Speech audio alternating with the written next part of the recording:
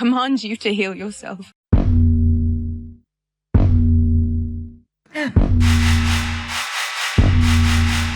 Yo.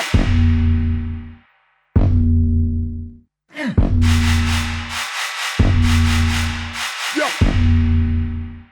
What's up? I'm David Ben, your host. This is the MUStasH Room. I'm holding Brussel. This is Brussel. You've heard all about him. He's still here, still kicking, hasn't had any eating mishaps. Thanks so much for being with us on today's episode. I had a vasectomy. I tell you all about it. The Soul Quest, the Church of Mother Earth, has closed for some unfortunate reasons. It's going to be the 55th anniversary of Doc Ellis's no LSD baseball extravaganza. We talk about the distinction between magic and science, the Diamond Shruumz recall of last year that had some ripple effects through the industry. We talk about kratom. We discuss alkaloids, what they are, the different types, how companies are trying to remove the trippy piece of psychedelics, trip-free psychedelics, and so much more. Thanks so much for being here. Parent company, MUStasH Brands, MUSTASH. Check them out online. Check us out online as well, the MUStasH Room. Seahorse Academy is a new project. Look for it. I am officially 1 week removed from being vasectomized. I'm not sure that that's a word, but yeah, had my vasectomy. We decided no more kids. One is good. I'm getting a little bit older. So is my wife. And so we had a decision. Let's go ahead and pull the plug on this thing. And I decided I'll get the tubes severed, cauterized. I'll go into the procedure in a second, but I don't want Jill to have to but to have to use any birth control. So, I don't want to mess with her body if I don't have to. And this is a way easier, more permanent change. So here I am, vasectomized. Basically, the vasectomy process, if you are not familiar, is they go in, they don't put you under any general anesthesia or anything. Go through the ball sack and they snip a couple of tubes. I'm pulling up the diagram here now so I can speak to it. But essentially, there are the vas deferens tubes, and they carry the sperm to the opening. they get the sperm out. They are the vehicle for the sperm, and so they go in, they sever the two pieces of the vas deferens, or sever it and create two different pieces, and then they cauterize those tubes. And so I'm awake during the whole process. The doctor's talking to me. She had 3 kids. Her name, Dr. Casanova. Fantastic name, fantastic job. Effective. My balls are swollen and sore, but they are healing. So at this point, I feel like I'm on the road to recovery, and it was a successful process.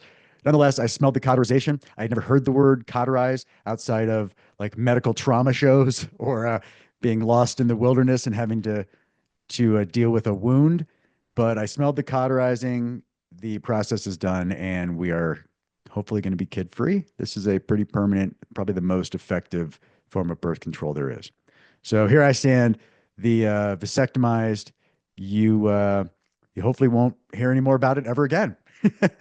I can't do jujitsu for a little bit, so about 10 to 14 days away. Hopefully I don't lose everything I learned over those 2 weeks, but got to do it for the good of the family. I want to get to something that's a little sad. I know I've been a big proponent of ayahuasca journeys at the Soul Quest Church of Mother Earth based out of Orlando, Florida. As of last year, they closed. So I'm not sure if I had talked about some of the legalities or some of the legal trouble that they were having, but they had a guy die at one of their. So I initially went in February of 2018. That was my first ayahuasca journey. Amazing. And this person went in, I think, April of 2018, around Easter time. And so it wasn't that long after my successful experience that this person went. And let me pull up the article here. A great publication for psychedelic news, anything in the way of organic stuff, pharmaceutical, legislation, just perspective, doubleblindmagazine.com, doubleblindmag.com. They had a really good article announcing the closure of the church. The owner of the church, the founder, is named Chris Young. I thought he was a great guy, Some of the things in the article painted a different picture, but he healed a lot of people, over 30,000 people over the 10 plus years that they were around. But this 22-year-old that went to, it was a three ceremony weekend, an ayahuasca weekend. He went to one of their retreats and he died after an episode with Combo. And I spoke about Combo in one of the previous episodes.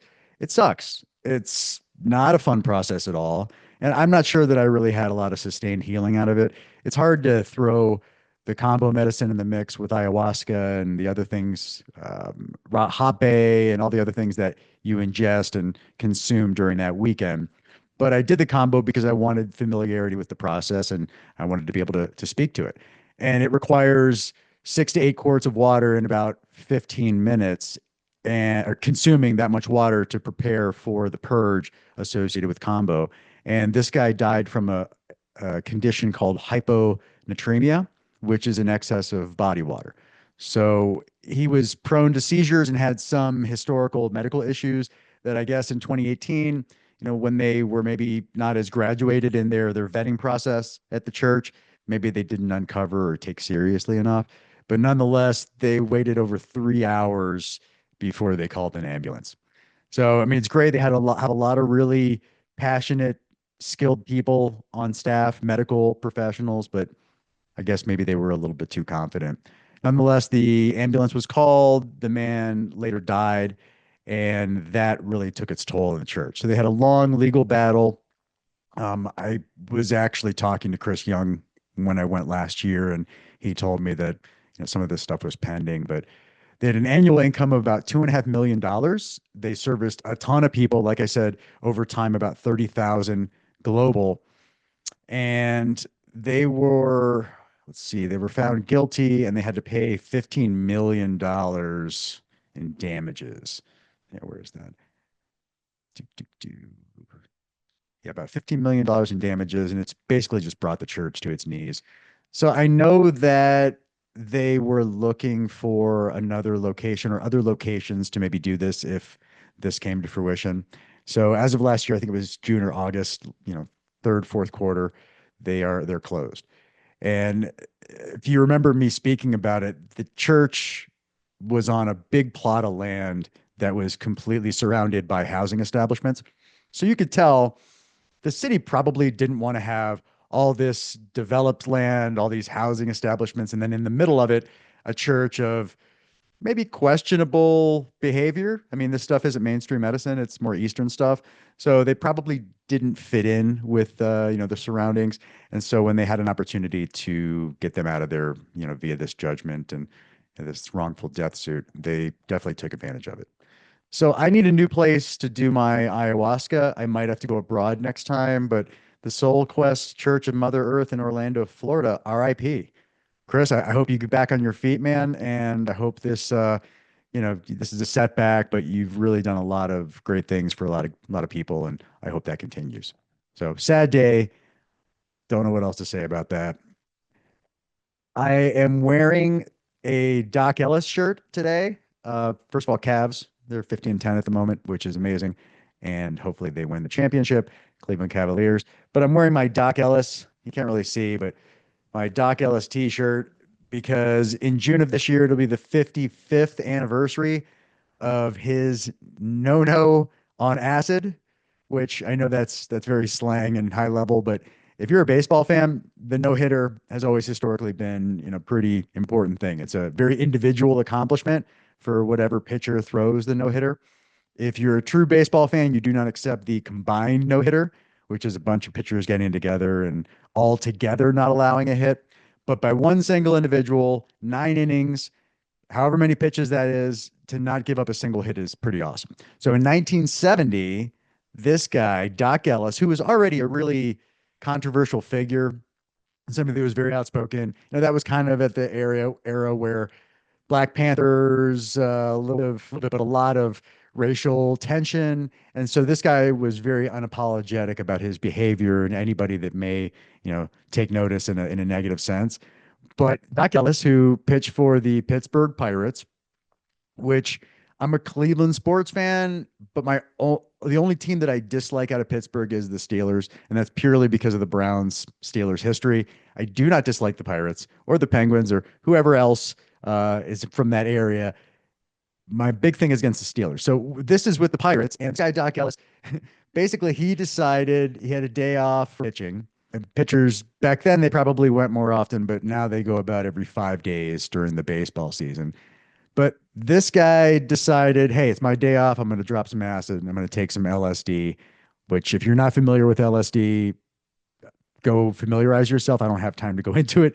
But it's a hallucinogen, a psychedelic, synthetic, comes from the ergot plant.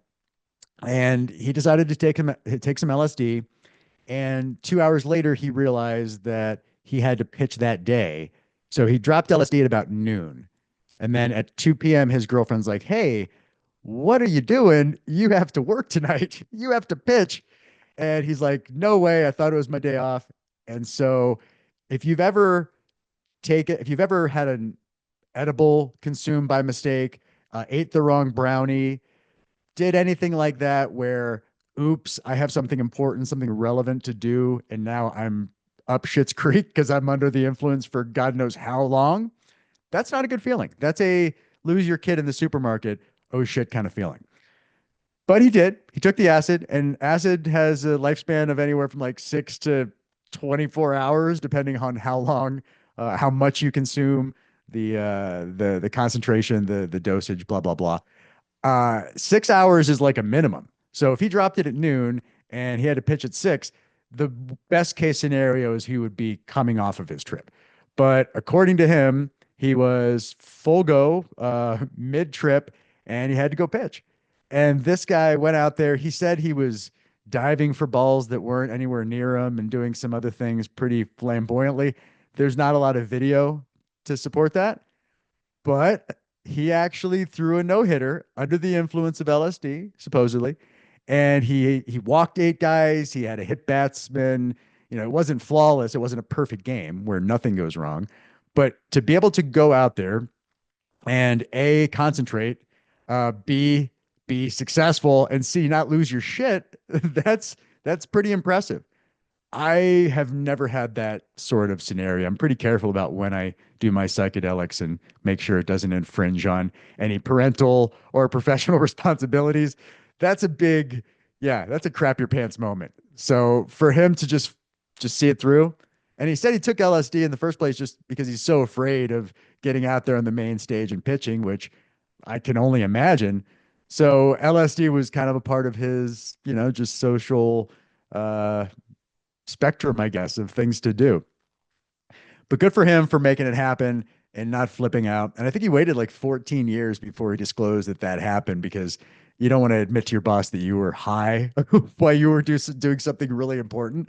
And starting pitching is really important.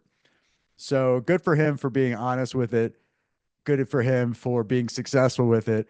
And a lot of people don't know that story. Robin Williams did a bit about it in one of his comedy specials.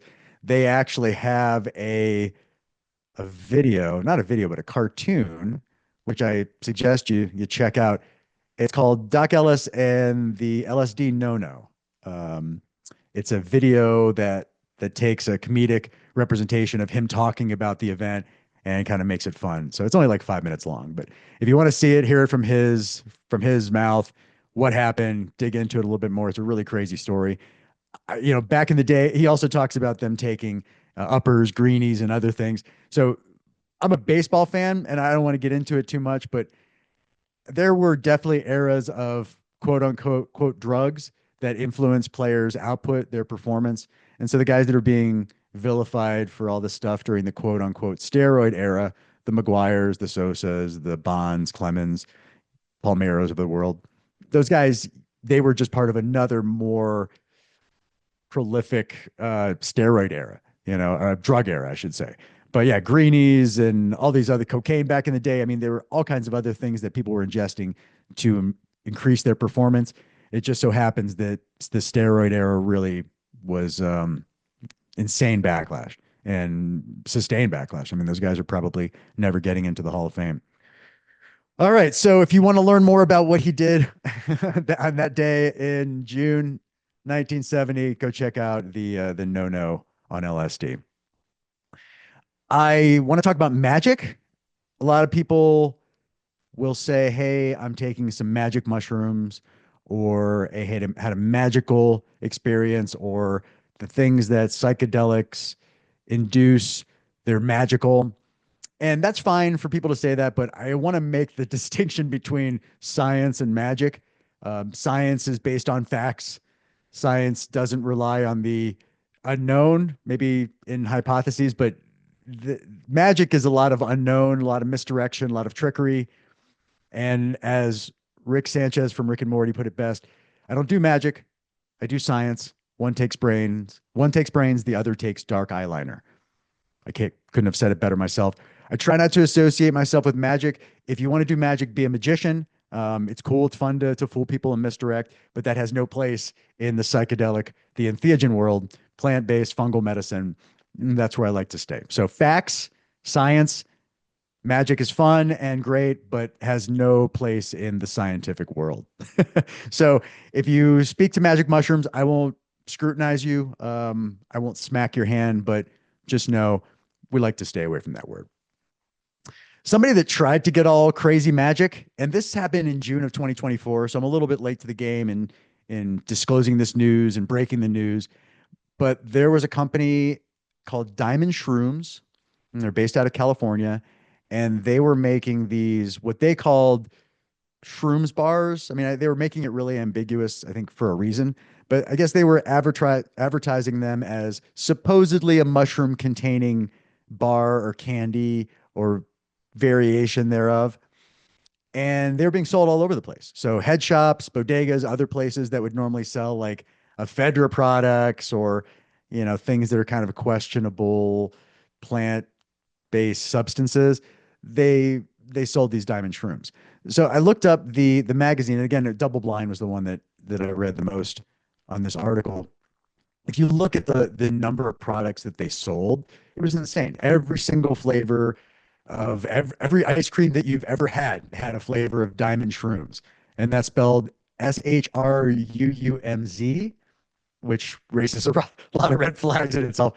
But this product sold all over the place, was just making people ill. And I guess people assumed, hey, maybe this has psilocybin, maybe this has some other nootropics, some other medicinal mushrooms, but there wasn't really anything on the label to tell you exactly what you were ingesting.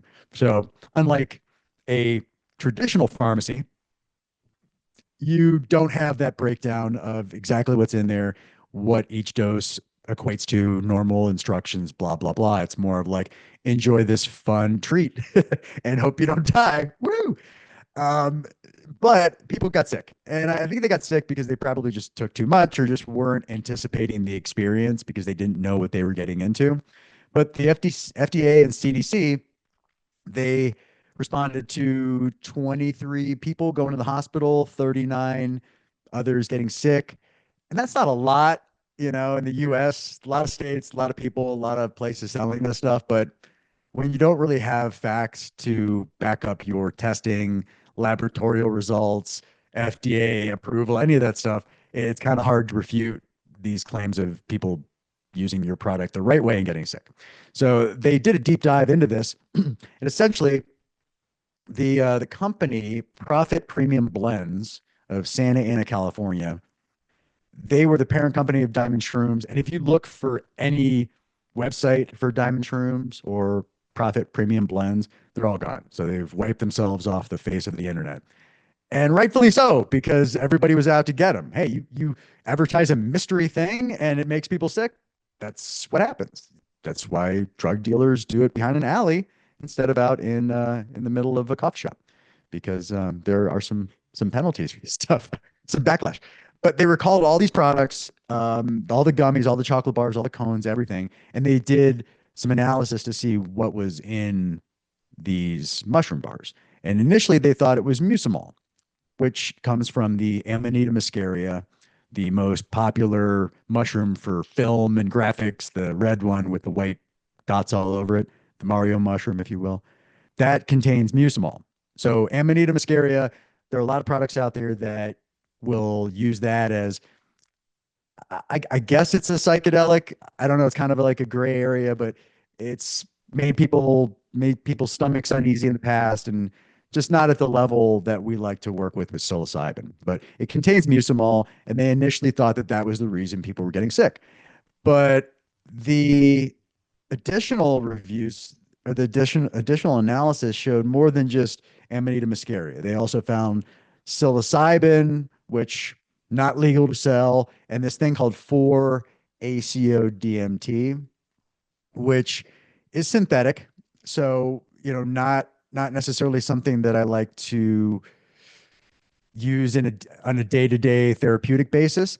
It's synthetic and it is a variation of DMT, and it's something that doesn't grow directly out of the ground. So immediately I'm skeptical. But if they're putting this 4-ACO DMT inside of their mushroom bars, and again, they found mucimol, this, I mean, God only knows what they put in there, just undisclosed.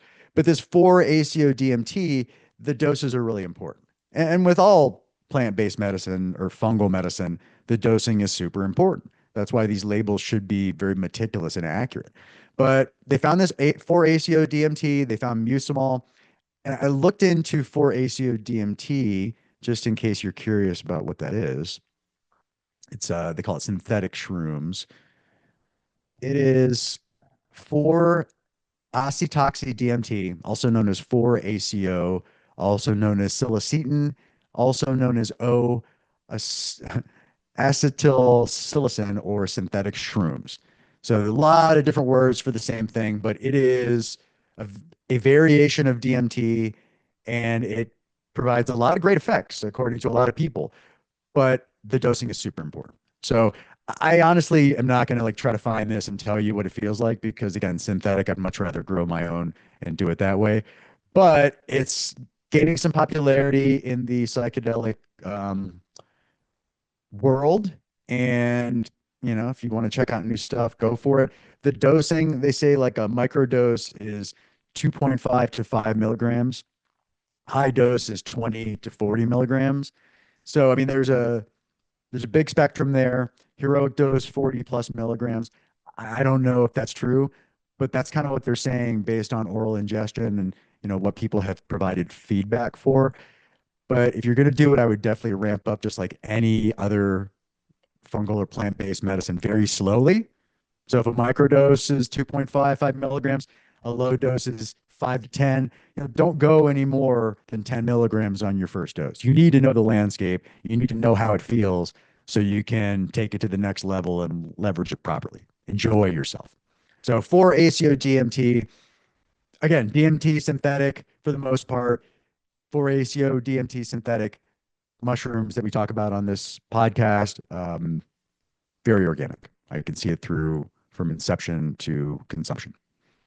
So I thought that was really interesting.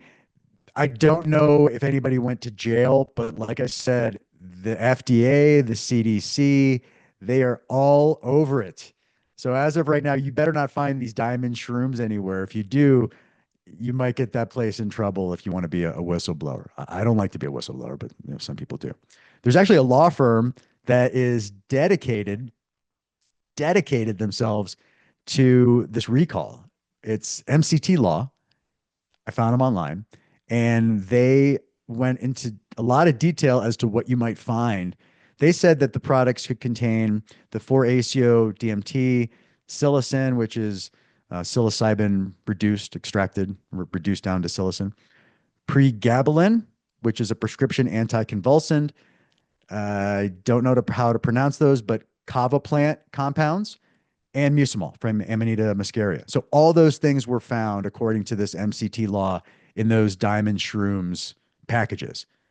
That's a lot of stuff. That's a lot of wide spectrum of things, some of which are not allowed to be any products. So they really did not do their homework. I think somebody just gave it a whirl, and now they might be in jail and most likely bankrupt. So MCT law. One of the other things that MCT law has latched onto, not just the synthetic shrooms or the diamond shroom stuff, but they have latched on to kratom. And I don't know if anybody listening is familiar with kratom, but kratom is completely natural. It's a plant that is based out of I'll tell you right now, South Africa, I believe. Kratom. Let's figure out where the kratom came from. But yeah, there's a leaf, and the leaf is consumed to create kind of like an opioid type effect, a stimulant effect. And so it can be habit forming, but a lot of people have used it to try to wean off of stronger opioids. It's a tree native to Southeast Asia called the Mitragina speciosa. And the alkaloids that it uses are bioactive alkaloids.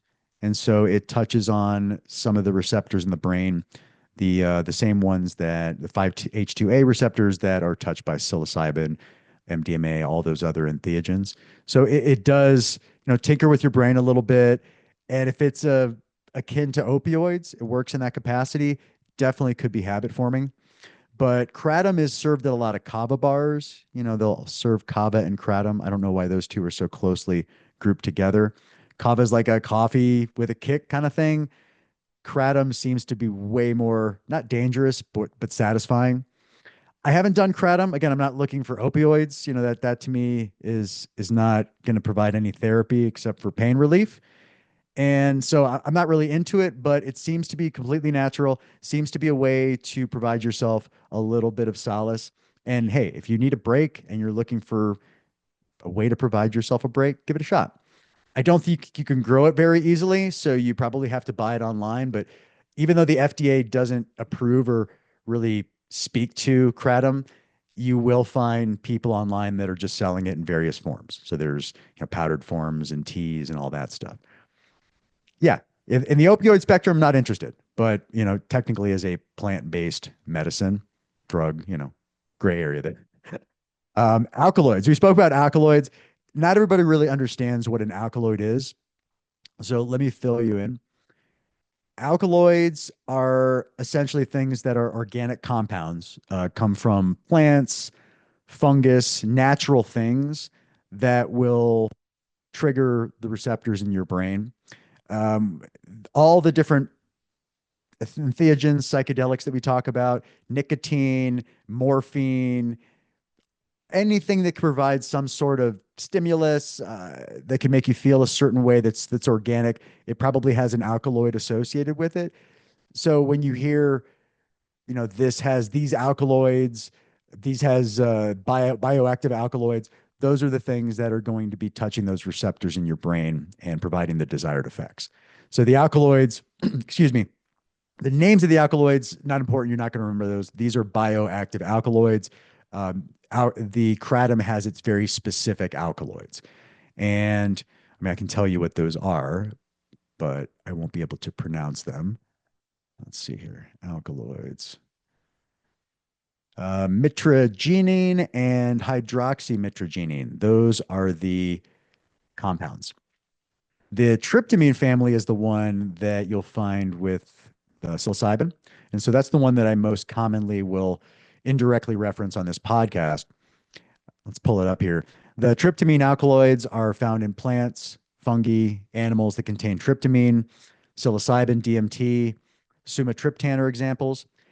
These are the ones that are going to touch those 5-H2A receptors, the ones that can create, the hallucinations, um, the onergenic sort of effects that you're looking for.